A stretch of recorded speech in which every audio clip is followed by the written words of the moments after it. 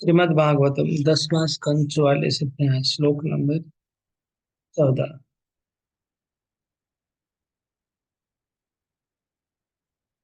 गोप्योतप किमचरन् यदमुष्य रूपम् लावण्यसारमशमोद्वमनन् सिद्धम् दृग्भि पिबन्त्यनुशवाभिनवम् दुरापम् एकान्तधाम यशसा श्रियैश्वरस्य गोप्योस्तपा किमचरन् यदमोस्य रूपम्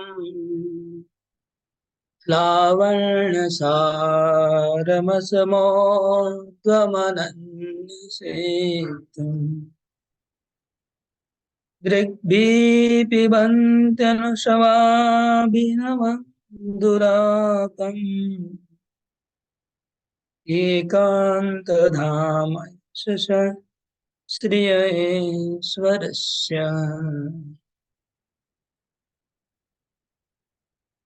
मथुरा की नागरियां श्री कृष्ण के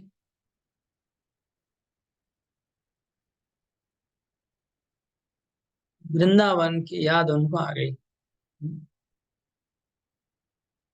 मथुरा की नागरियां कृष्ण के बारे में चर्चा करते करते गोपियों के बारे में चर्चा करने लग गई। देखिए, कृष्ण मथुरा पहुंच गए। मथुरा में रंगभूमि में चाणूर मस्ती के साथ उनका कुश्ती हो रहा है, होने वाला है। वहां पर मथुरा के नागरी, मथुरा की नारियां, वो भी श्री कृष्ण की वृंदावन की याद करने लगी और वृंदावन में भी गोपियों को याद कर रही है। ये बहुत अद्भुत बात है। मथुरा की नारियां गोपियों का याद करने लगी। तो गोपियों की भक्ति ऐसी है कि सब लोग, जब भक्ति की बात आती है तो गोपियों को याद करते हैं। इवन कि मथुरा की नारियां भी गोपियों को याद करती हैं। तो बोल रही हैं मथुरा की नारियां, गोप्योस्तप किमचरन्, गोपियों ने ऐसी कौन सी तपस्या की कि उनका वृंदावन में जन्म हुआ, वास हुआ, और श्री कृष्ण को इतना नजीक से, इतना करीबी से वो लोग सेवा कर पाए। उनका इतना सौभाग्य हुआ गोपियों का। ये सौभाग्य कैसे उनको मिला? कैसी, कौन सी तपस्या गोपियों ने की?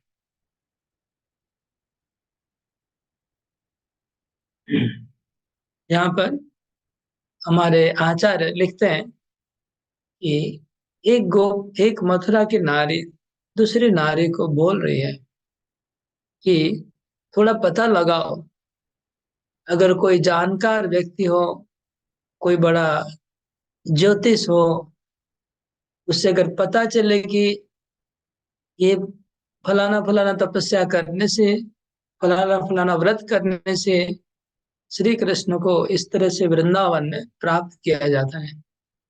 अगर कोई पर्टिकुलर कोई व्रत व कोई तपस्या, कोई कुछ साधन करने से अगर हम लोग अगले जन्म में वृंदावन में गोपी बन सकते हैं, तो हम लोग भी प्रयास करेंगे। अगर किस तरह से गोपी वो लोग बने ये अगर पता चले तो हम लोग भी वो तपस्या करेंगे और फिर वृंदावन में गोपी बन के हम लोग भी जन्म लेंगे, ताकि कृष्ण को बहुत करीबी से, नजदीक से हम उनकी सेवा कर पाएंगे। यहाँ पर तो कृष्ण मंच के ऊपर, रंगमंच के ऊपर है और हजारों लाखों करोड़ों की भीड़ में है और हम लोग दूर से उनको दर्शन कर रहे हैं। लेकिन गोपियां श्री कृष्ण का बहुत नजीक से उनका अमृत, सौंदर्य अमृत रस का पान करती थी। तो गोपियों की मचरण तप, कौन सा तपस्या गोपियों ने किया इसका थोड़ा पता लगाइए। यद अमुष्य रूपम, तो गोपियों को क्या सौभाग्य है? गोपियों के सौभाग्य का वर्णन कर रही है। बस, यद अमुष्य रूपम लावण्य सार, श्री कृष्ण का जो लावण्य, लावण्य का अर्थ होता है शरीर के ऊपर जो त्वचा है, उसके ऊपर जो चमक होती है, उसको लावण्य कहते हैं। शरीर की जो त्वचा है उसके ऊपर जो चमक है, वो लावण्य है। तो श्री कृष्ण की लावण्य सार है।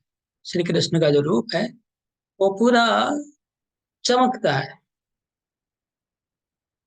और उनका रूप कैसा है? असम ऊर्ध्व। असम ऊर्ध्व मतलब श्री कृष्ण जितने सुंदर है, उतना सुंदर रूप और किसी का नहीं है। असम ऊर्ध्व शब्द यूज किया मथुरा की नारियों ने श्री कृष्ण का जो रूप है उसको असम ऊर्ध्व कहा। असम ऊर्ध्व शब्द याद रखना होगा। असम मतलब समान नहीं, ऊर्ध्व मतलब जिनके ऊपर नहीं। श्री कृष्ण के समान कोई नहीं है, असम और अनूर्ध्व। तो जब समान कोई नहीं है तो ऊपर तो कौन होगा? ऊपर भी कोई नहीं है, मतलब उनकी बराबरी का भी कोई नहीं है और उनसे श्रेष्ठ भी कोई नहीं। श्री कृष्ण का रूप इतना सुंदर है कि भगवान के बहुत अवतार हैं, कोई भी अवतार का सौंदर्य श्री कृष्ण का बराबरी नहीं करता है और उसके ऊपर नहीं है। ये अर्थ हुआ। अनन्य सिद्धम, श्री कृष्ण का रूप कैसा है? अनन्य सिद्धम, स्वयं सिद्ध है। श्री कृष्ण का रूप स्वयं सिद्ध है, अनन्य सिद्धम। हम्म।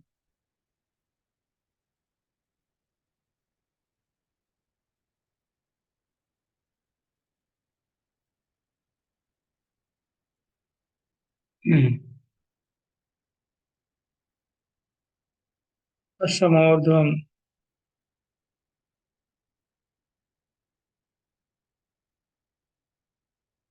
अनन्य सिद्धम मतलब और कहीं पर भी ऐसा रूप प्रकट नहीं हुआ है श्री कृष्ण का, केवल वृंदावन में। अनन्य सिद्धम शब्द का तात्पर्य देख रहा हूँ,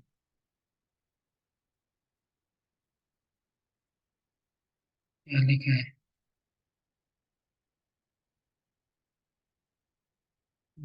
अनन्य सिद्धम, केवल वृंदावन में ही श्री कृष्ण का जो रूप है वो इस प्रकार से सुंदर लग रहा है।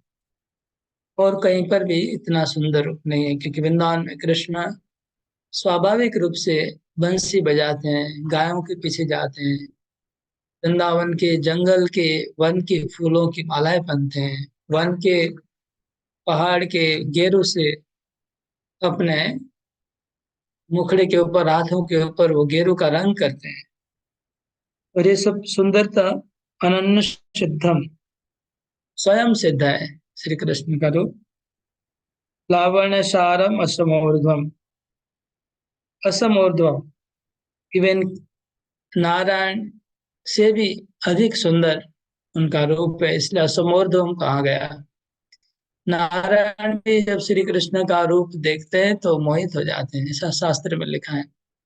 लक्ष्मी देवी भी कृष्ण का रूप देख के आकर्षित होती है, नारायण भी आकर्षित होते हैं। तो ऐसा रूप गोपियां दृग् भी पिबंती, अपनी दृष्टि से पान करती है। श्री कृष्ण का रूप को वो लोग पान करती हैं। अनुशवा, निरंतर प्रतिदिन पान करती रहती है, प्रतिक्षण पान करती है। अभिनवम, अभिनवम शब्द आया इसलिए कि अगर प्रतिदिन पान करती तो फिर एक चीज को एक बार देखने का मन होता, दो बार, तीन बार, लेकिन हर दिन तो देखने का मन नहीं होगा ना।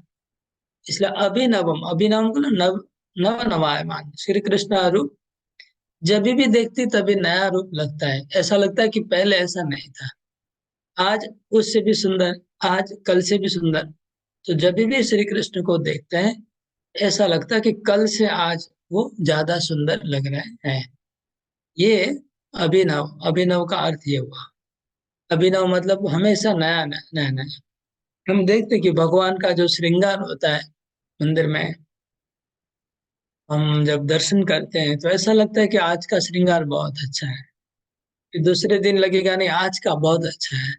तो प्रतिदिन ऐसा लगता है कि आज का श्रृंगार और अच्छा है, और अच्छा है, और अच्छा है। ऐसे श्री कृष्ण का रूप गोपियां निरंतर पान करती हैं, पिबन्ति अनुसवम। उसके बाद भी नया नया नया नया उनको हमेशा भगवान का रूप लगता है। दुरापम, अति दुर्लभ है श्री कृष्ण का वृंदावन में वो रूप का दर्शन करना। दुरापम, दुर्लभ है, उसको प्राप्त करना बहुत दुर्लभ है। फिर भी गोपियों ने उनको प्राप्त किया है। गोपियों की भक्ति की वजह से वो वृंदावन में श्री कृष्ण का दर्शन करने का सौभाग्य उनको मिला। एकांत धाम, कृष्ण का रूप क्या है? एकांत धाम, एकांत आश्रय है।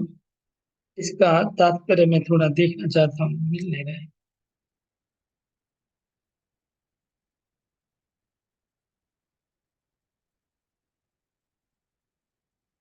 असमोर्ध्वम अनंत तदाविर्भाव समम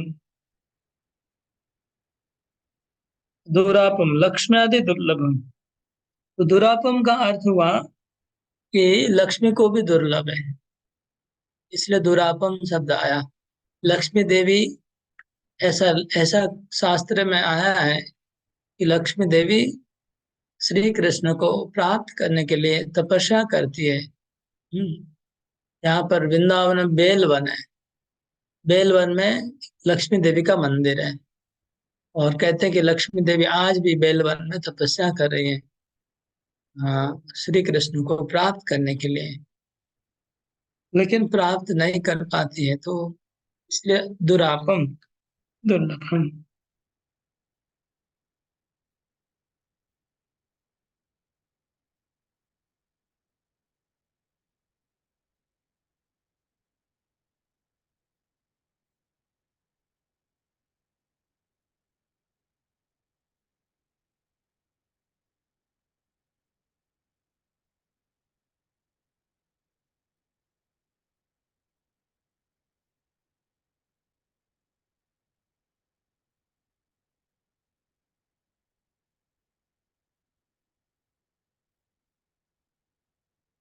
लावण्य से, कांति, कंदली, चाकचिकस्य, सार, मतलब चकाचक, चमकने वाला। लावण्य का अर्थ बताया।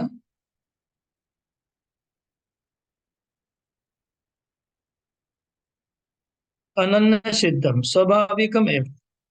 अनन्य सिद्ध मतलब स्वाभाविक, बहुत स्वाभाविक है, उनका रूप सुंदर है।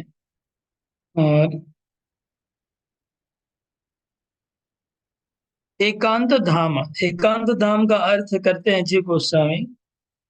तो 6 प्रकार का जो ऐश्वर्य है, उसका एकमात्र श्री कृष्ण का रूप आश्रय, श्री कृष्ण उनके आश्रय। 6 प्रकार का ऐश्वर्य क्या है? तो यश, श्रिय, ऐश्वर्य। इसमें 3 ऐश्वर्य बताया। यश मतलब कीर्ति, श्रिय मतलब सौंदर्य, ऐश्वर्य सौंदर्य कीर्ति ज्ञान वैराग्य और शक्ति। ये 6 प्रकार के जो ऐश्वर्य ऐश्वर्य हैं, उन 6 प्रकार के ऐश्वर्यों के एकमात्र धाम है, आश्रय है श्री कृष्ण। वो श्री कृष्ण वृंदावन में बहुत सहज सरल माधुर्य में विराज करते हैं, और गोपियां निरंतर उनका इस मुखड़ा का पान करती है प्रतिदिन। इसलिए गोपियां हमारे से ज्यादा भाग, पहले वो बोले कि ब्रज भूमि मथुरा से ज्यादा भाग्यवान है। पहले ऐसे बताया कि ब्रज भूमि मथुरा से अच्छी है, क्योंकि वहां के भक्त लोग श्री कृष्ण को हमेशा अनुकूलता प्रदान करते, फेवरेबल रहते हैं। मथुरा में अनफेवरेबल लोग हैं।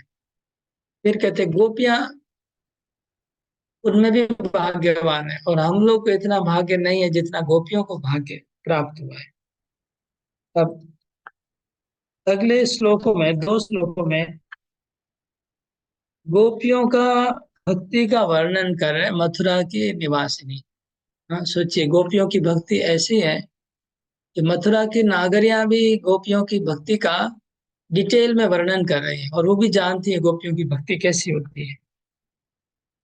तो 15 और 16 नंबर श्लोक में हम श्रवण करेंगे गोपियां कैसे श्री कृष्ण की भक्ति करती है।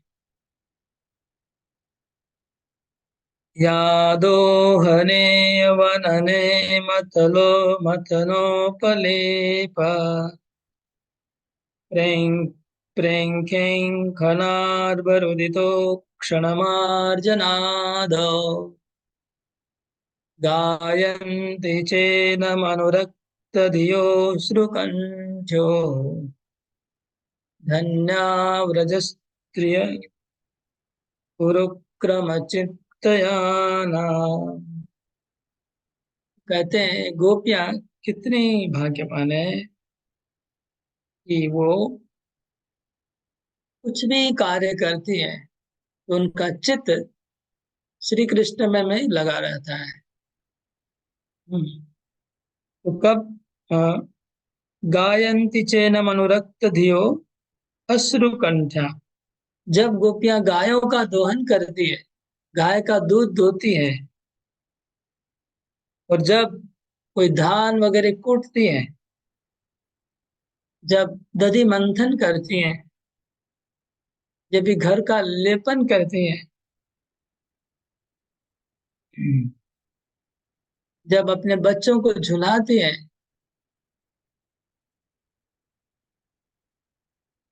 जब बच्चे रोते हैं तो उनको जब शांत करती है, जब घर में झाड़ू देती हैं, ये सब कार्यों को करते करते गोपियां गाती रहती है, गायंती। और अनुरक्त धियो कैसे गाती है? अनुरक्त धियो अनुराग के साथ गाती रहती हैं। अश्रु कंठ्यो, और उनके आंखों में आंसू टपकते रहते हैं, उनके गला भी रूंधा रहता है, और उनका चित्त श्री कृष्ण के पीछे पीछे, उनका चित्त भी चित्त याना, उनका जो चित्त है वो यान की तरह कृष्ण के पीछे पीछे चला जाता है। यहाँ गोपियों के कार्यकलापों का वर्णन है। इसका मतलब गोपियां जब कोई कार्य करती रहती है तो साथ में गाती रहती है। और आपने देखा होगा गांव में, तो ये गांव में और स्पेशली ब्रज में ये कल्चर है, यहाँ का ये संस्कृति है कि जब भी महिलाएं कोई कार्य करती है तो गाती रहती है। जैसे बच्चे को हम लोग झूला झुलाते, तो झूला झुलाने के समय गाते थे हम, बस याद होगा। बच्चे को झुलाने के समय माताएं गाती है। फिर अगर बच्चा रोता है तो सुलाने के समय भी गाती है। फिर हम लोग झाड़ू लगाते समय भी कुछ न कुछ गुनगुनाते गाते रहते हैं, है ना। उसके बाद जब दधि मंथन करती है तभी भी गाती रहती है, गाय दोहन करते समय गाती है, और धान कूटने समय गाती है। तो गाती रहती है, गायंती गोपियां सब कार्य करते हुए। तो गोपियों के कार्यकलाप क्या है लिखा हुआ है, गोपियां क्या क्या करती है। हाँ, सुबह से उठ के उनको सबसे पहले गोदोहन का कार्य होता है, उसके बाद कुटने का काम होता है, धान कुटने का। उसके बाद दधि मंथन करने का कार्य होता है, और घर को लेपन करने का कार्य होता है। ये डेली एक्टिविटी है गोपियों की। बच्चों को झुला झुलाने का कार्य है, रोने पर उनको शांत करने का कार्य है, और घर को झाड़ू देने का कार्य है। ये कार्य करते करते गायंती गाती रहती है, अनुरक्त धियो, ऐसे ही नहीं गाती है, उनका अनुराग से गाती है गोपियां। उनका चित्त और मन पूरा भक्ति पूर्वक गाते हैं, कृष्ण का महिमा गाती रहती है, कृष्ण की लीलाओं का गान करती रहती है, कृष्ण के नामों का गान करती रहती है।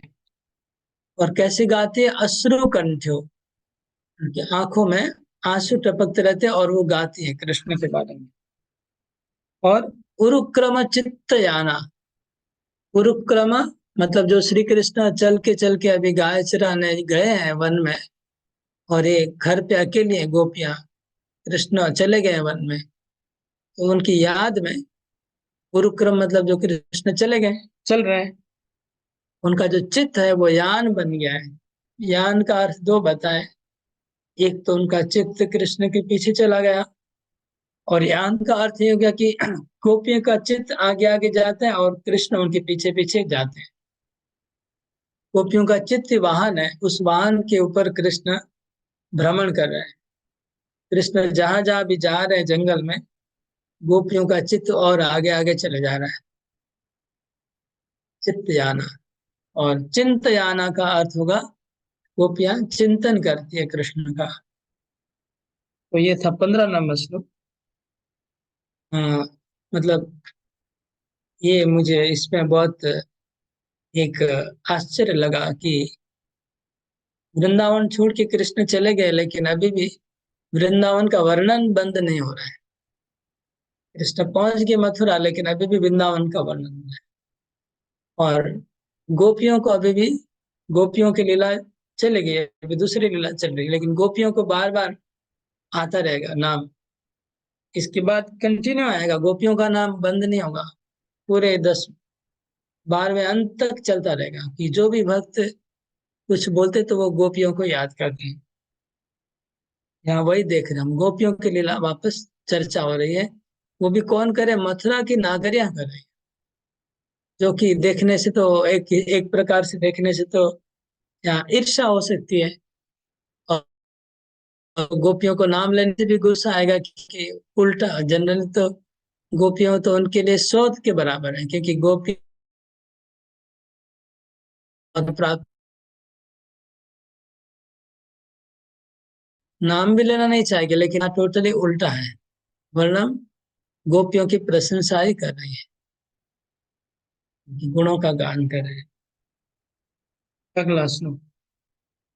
प्रातः व्रजात् व्रजत आविशतश्च सायम् गोभिस्वमं क्वणयतोषनिशम्य वेणुम् निर्गम्य तूर्णमबलापतिभूरिपुण्याः पश्यन्ति सस्मितमुखं सदयावलोकम्।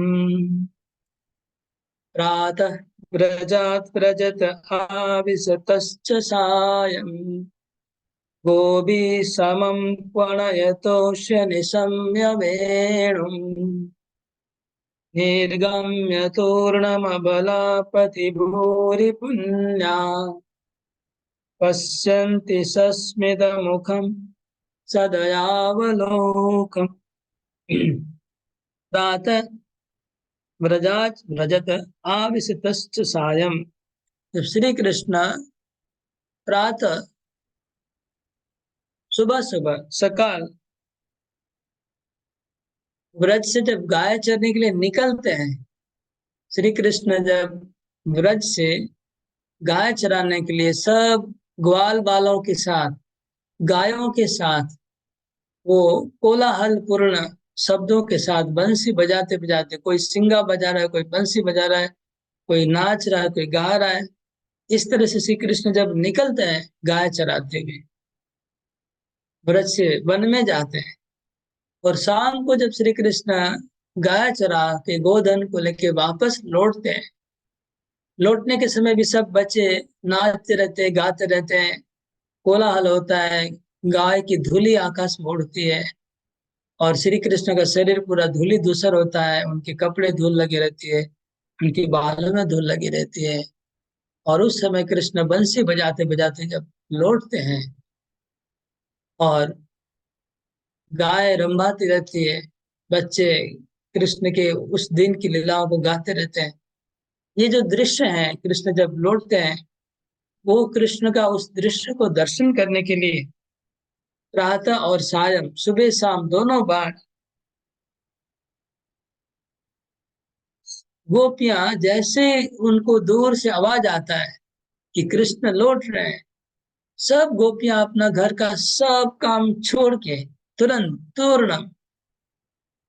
वो दहली में अथवा बालकनी में वह झरोखे में पहुंच जाती है, अथवा आ, उस मार्ग पे पहुंच जा, जिस मार्ग से कृष्ण गुजरेंगे उस मार्ग पे साइड में पहुंच जाती है, वह उस उपवन में पहुंच जाती है जिस वन से कृष्ण अंदर घुसेंगे।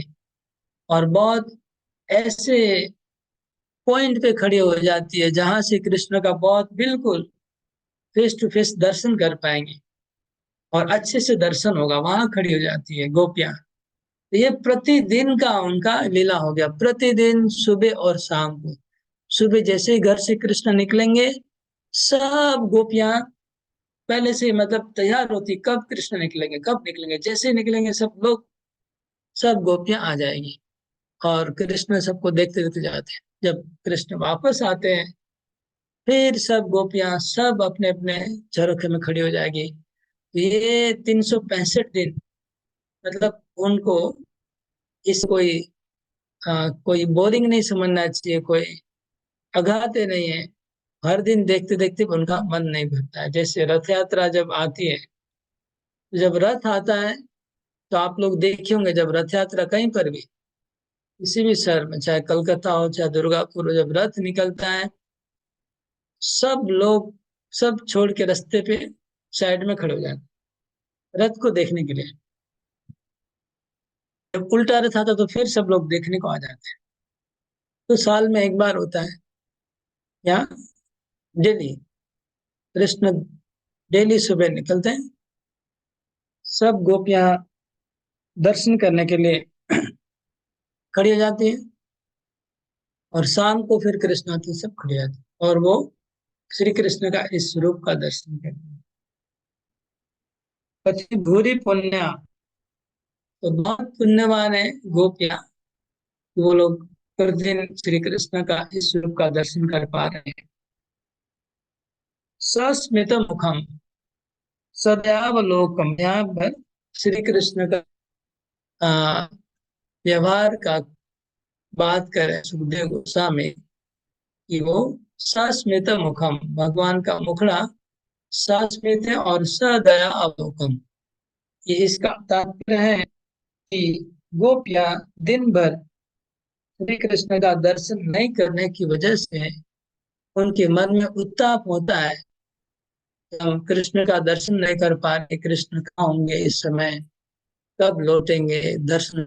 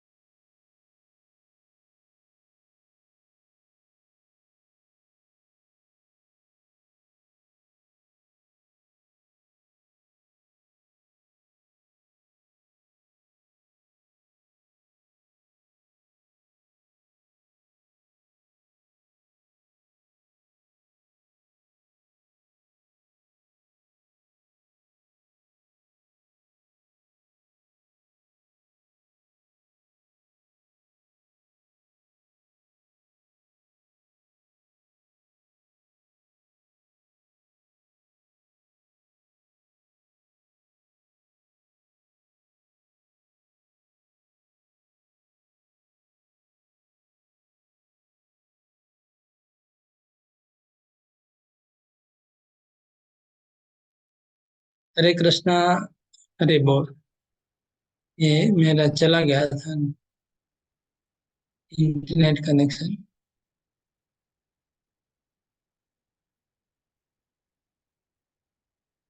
ठीक है, वापस चालू हो गया है। हरे कृष्ण। हम लोग बात कर रहे थे सस्मित मुखम और सदयावलोकम। भगवान स्मित मुख है। स्मित मुख इसलिए कि उनको, जैसे आप अगर किसी को आपके द्वारा कष्ट हुआ, हाँ, तो आप उसका कष्ट को थोड़ा समन करने का प्रयास करेंगे। हंस के ऐसा हंसेंगे कि उनका फील हो कि हम उसको सांत्वना दे रहे। तो भगवान कृष्ण अब इतनी गोपियों से तो बात तो नहीं कर सकते क्योंकि रास्ते पे जा रहे हैं, लेकिन दया की दृष्टि से देखते हैं और हंसते हैं सब गोपियों के प्रति कि आपको मेरी वजह से इतना कष्ट हुआ। इस प्रकार से कृष्ण हंसते हैं।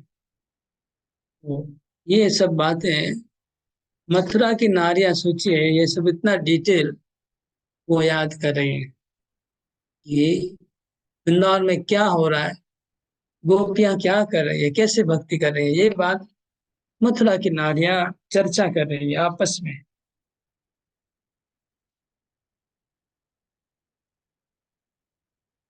ये 3 श्लोक आया वृंदावन की महिमा का, जो मथुरा की नारियों ने गाया। गोपियों की महिमा 3 श्लोक। एक श्लोक था वृंदावन की महिमा। आगे पढ़ते। एवं प्रभाषमाणासु स्त्रीषु योगेश्वरो हरि शत्रुमन्तुं मनश्चक्रे भगवान भरतर्षभ। इस प्रकार सब नारियां आपस में चर्चा कर रही थी। प्रभाषमाणासु स्त्रीषु, मथुरा की नारियां वृंदावन की महिमा गा रही है, गोपियों की महिमा गा रही है। श्री कृष्ण तो अंतर्यामी, सब श्रवण कर रहे हैं। कौन क्या बोल रहे हैं। योगेश्वर, भगवान योगियों के भी ईश्वर है। हाँ, योगी जो हृदय में ध्यान करते हैं उनके भी ईश्वर है। तो सबके हृदय को जानने वाले हैं भगवान। सबके हृदय को जानने वाले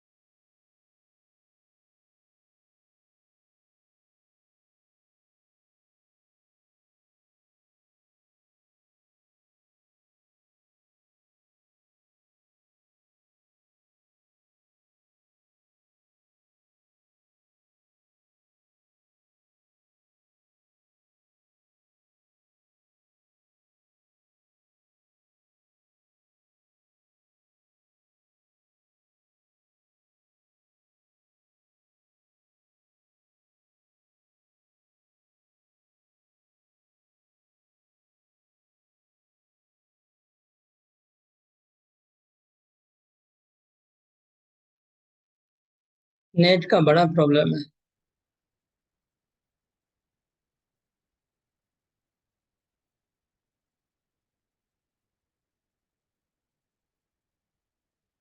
बार बार डिस्टर्ब हो रहा है।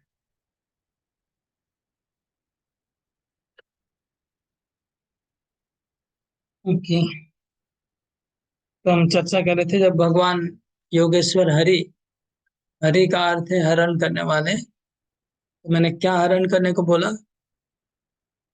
कि मथुरा की नारियां के मन में जो दुश्चिंता थी कि भगवान इतने छोटे हैं, पहलवान इतने बड़े हैं, दुश्चिंता को भगवान ने हरण हरण करने का सोचा। कैसे? शत्रुम हंतुम मनश्चक्रे। उन्होंने सोचा कि अभी बहुत हो गया, चाणूर मुष्टि को अभी मार डालते, बहुत देर खेला उनके साथ, इतना ज्यादा खेलेंगे तो मथुरा की नारियों को और कष्ट होगा। इसलिए वो लोग, भगवान ने सोचा कि अभी बहुत देर हो गया, अभी मार डालता हूँ। उनको टेंशन से फ्री करने के लिए भगवान ने मारने का सोचा। सबया स्त्रीगिर श्रुत्वा पुत्र स्नेह सुचातुरो पितरो अन्नतप्येतां पुत्रयो बुधो बलम्।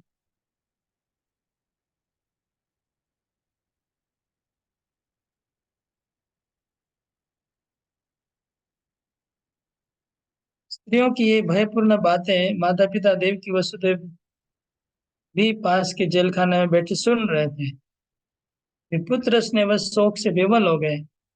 उनके हृदय में बड़ी जलन, बड़ी पीड़ा होने लगी। हे परीक्षित, सचमुच उनके मन में अब तक अपने पुत्रों के बल की कल्पना ही नहीं थी। तो यहाँ पर एक विशेष बात लिखी है।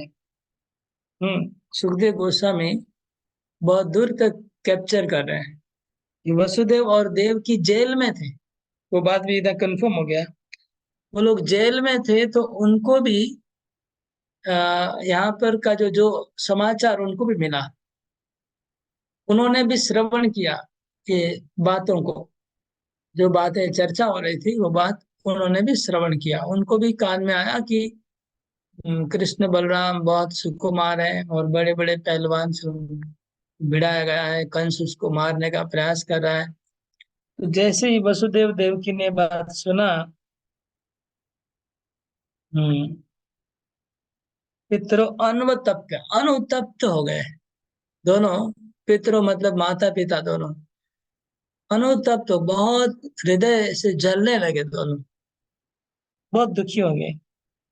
और उनको भगवान कृष्ण का जो बल और ऐश्वर्य है वो याद नहीं रहा। कृष्ण बलराम ने इसके पहले कितने बड़े असुरों को मारा है, उनकी जो कितनी शक्ति है, ये बात उनको ध्यान में नहीं आए। केवल वो अनुतप्त होने लगे कि हाय हाय मेरे पुत्र को। ये भी उनकी भी बहुत बड़ी भक्ति और परीक्षा है। वसुदेव देव की खुद कष्ट में है, जेल में है इतना साल से, फिर भी उनको अपना दुख याद नहीं आया। और कृष्ण बलराम का जो लड़ाई हो रहा है मल्लों के साथ, उनका दुख उनको आया, उससे वो अनुतप्त हो गए। कृष्ण बलराम के दुखों से अनुतप्त हो गए, अपने दुख को भूल गए। और वो भी मथुरा की नारियों की वाणी उन्होंने श्रवण की, ऐसा लिख रहे हैं। तो हम लोग जब पहले प्रश्न पूछे थे वसुदेव देवकी ने देखा कि नहीं, तो वो लोग ने देखा नहीं था, वो लोग जेल में थे।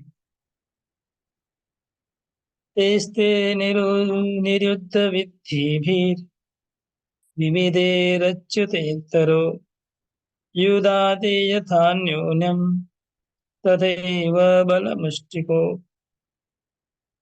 तो भगवान ने देखा कि वसुदेव और देवकी को भी अभी चिंता हो रही है, उनकी भी चिंता दूर करनी है। भगवान फिर से कुश्ती के दाव पे लड़ने लगे। चाणूर के साथ कृष्ण लड़ रहे थे, मुष्टि के साथ बलराम जी लड़ रहे थे। सब प्रकार की कुश्ती के दाव बहुत अच्छे से खेलने लगे भगवान। भगवद गात्र निष्पाते वज्र निष्पेष निष्ठुरे चाणूरो भज्यमानांगो मुहुर्ग्लानिम् अवापः। अभी भगवान थोड़ा शक्ति के साथ लड़ने लगे, पहले तो टाइम पास कर रहे थे, अभी थोड़ा जोर से लड़ने लगे। जब जोर से लड़ने लगे भगवान, तो भगवान अपनी मुट्ठी से जब प्रहार करते थे, तो लिखा वज्र, वज्र जैसा मारने लगे चाणूर मस्ती को। तो बोलते भज्यमान अंगो, चाणूर के अंग अंग टूटने लगे, हाथ टूट गया, पांव टूट रहा है, मतलब पूरा बॉडी उनका पिटाई करके करके भगवान ने ऐसा कर दिया कि पूरा शरीर अंग अंग टूटने लगा, चाणूर और मुश्तिक का। ऐसे भगवान पिटाई करने लगे पूरे शरीर की। वैसे तो एक झटके में भी मार सकते हैं, लेकिन कुश्ती लड़ रहे हैं, तो कुश्ती के हिसाब से जहां जहां मारना है वहां पर इतना जोर से मार रहे थे, पूरा शरीर उनका टूटने लगा। और मुहुर ग्लानिम अवाप, अभी चाणूर और मुश्तिक अंदर अंदर से रोने लगे।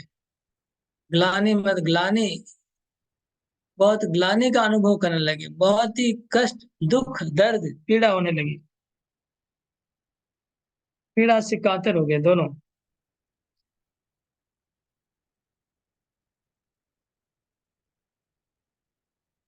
सहसेन वेग उत्पत्य मुष्टीकृत्य करावो भगवन्तं वासुदेवं क्रुद्धो वक्षस्य बाधत।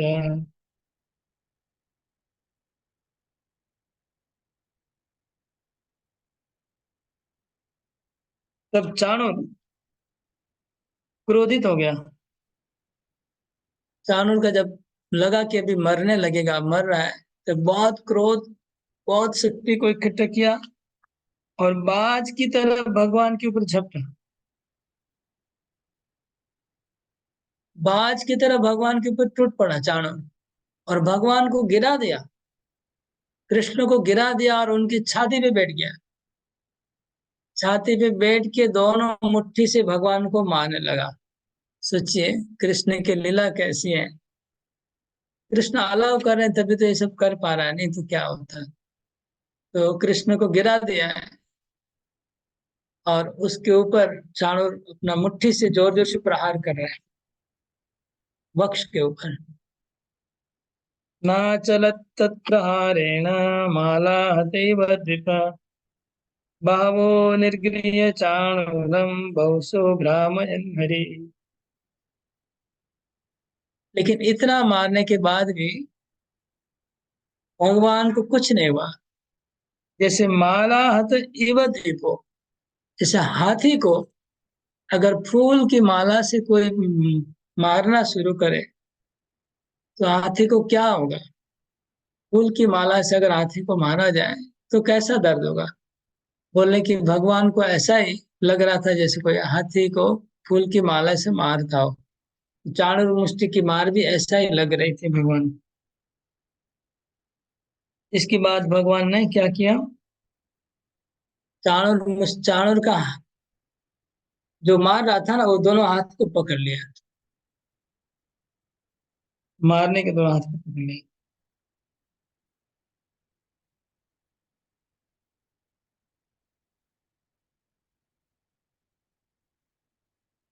तो मतलब चाणूर तो भगवान की छाती पे बैठ गया था और भगवान को मार रहा था। तो मार के जब थक गया, क्योंकि भगवान को कुछ हो नहीं रहा था सर, जब थक गया तो भगवान फिर उठे, उठ करके उनके दोनों हाथों को पकड़ा, पकड़ के बोलते ऐसे घुमाया आकाश में, जैसे हम लोग लंगर घुमाते हैं, ऐसे घुमाया, ऐसे आकाश में घुमाया उसके पूरे शरीर को। My God. और घुमा के जो बहुत देर तक घुमा के फिर जोर से जमीन पे पटक दिया।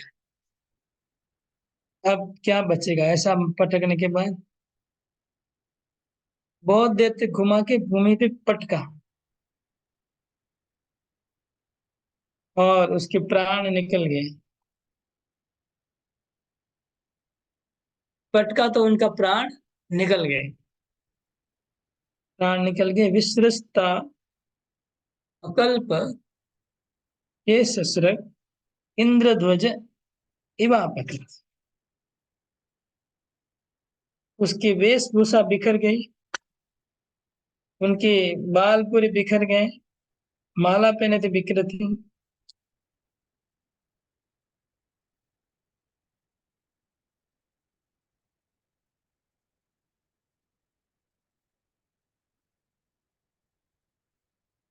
जिस प्रकार का इंद्र का ध्वज गिर जाता है,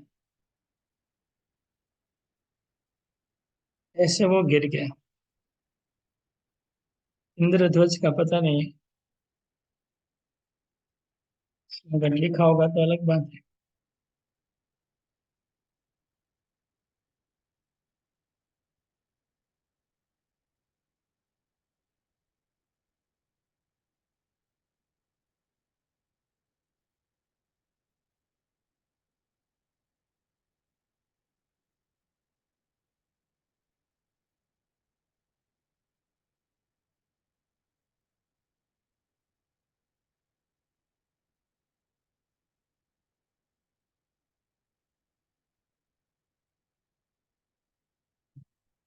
जैसे कोई वृक्ष उखाड़ने पे जमीन पे गिर जाता है, ऐसे चाणूर का शरीर गिर गया और मर गया, उसके प्राण निकल गए। तथैव मुष्टिका पूर्वं स्वमुष्ट्याभिहतेन मे बलभद्रेण बलिना तलेनाभिहतो वृषम्। मुष्टि को भी बलराम जी ने मारा अपनी मुष्टि के द्वारा, उसको मार डाला। प्रवेपिता स रुधिरम् उद्वमन्मुखतोरिता व्यशुपपातो व्युपस्थे वाताहते वांग्रिप। तो बलराम जी ने अपनी मुष्टि के द्वारा मुष्टि को मारने लगे। तब वो मुष्टि को ऐसा मारा कि उसका शरीर पूरा कांपने लगा। उसके मुंह से हाँ, खून का वोमिट वोमिट किया, वोमिट को उल्टी हुआ, खून का उल्टी हो गया।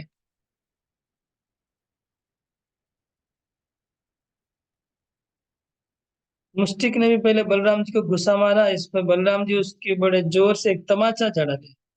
तमाचा लगने से वो कांप गया और आंधी से उखड़े हुए वृक्ष के जैसे वो गिरा और खून उगलता हुआ जमीन पे गिर गया। मुष्टिक पहले बलराम जी को मारता है, बलराम जी उसको तमाचा मारते हैं। तमाचा मारने पे वो इतना जोर से उसका शरीर कांपने लगा और वो मुंह से खून उगलता हुआ वृक्ष जैसे जमीन पे गिरता है।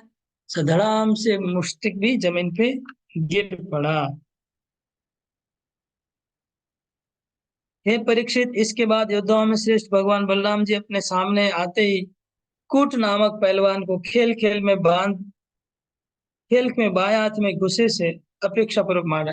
अब ये दोनों जब मर गए, चाणूर और मुष्टिक, तो और भी कुछ पहलवान रिजर्व फोर्स में रखे हुए थे। वो लोग एक के बाद एक निकलने लगे, दूसरे पहलवान, और दोनों भाई एक के बाद एक दोनों को मारने लगे। तो पहले आया क्या नाम है, कूट। चाणूर मुष्टि के बाद कूट आया, कूट को बलराम जी ने मार डाला। उसी समय भगवान कृष्ण के पैर की ठोकर से फिर एक सल नाम का और आया। मतलब चाणूर मुष्टिक तो पहले मरे ही, उसके बाद कूट और उसके बाद सल। तो सल कृष्ण से झपट गया, कृष्ण ने सल को मार डाला। हाँ, कृष्ण ने ऐसा उसको मारा कि उसका सिर को धड़ से अलग कर दिया। फिर तोसल नाम का और एक आया, उसको तीन खे के जैसे टुकड़ा कर दिया, चीर के टुकड़ा किया तोसल को। इस प्रकार भगवान ने दो को मार डाला, तोसल और सल, और बलराम जी ने कूट को मारा। इस तरह वह पांचों पहलवान मर गए और बाकी जितने पहलवान वहां पर थे वो प्राण बचाने के लिए भाग गए। तो दो पहलवान मुख्य थे, चाणूर और मुष्टिक। बाकी रिजर्व फोर्स थे बहुत सारे, बहुत पहलवान थे। तो बहुत में से तीन तो सामने आए, कूट को बलराम जी ने मार डाला, सल और तोसल को कृष्ण ने मारा, और बाकी सब भाग गए। यहाँ पर चाणूर और मुष्टिक और सब पहलवानों का लीला खत्म हुआ, वध हो गया। अब आगे हम लोग कल पढ़ेंगे। हरे कृष्ण हरे कृष्ण कृष्ण कृष्ण हरे हरे, हरे राम राम राम हरे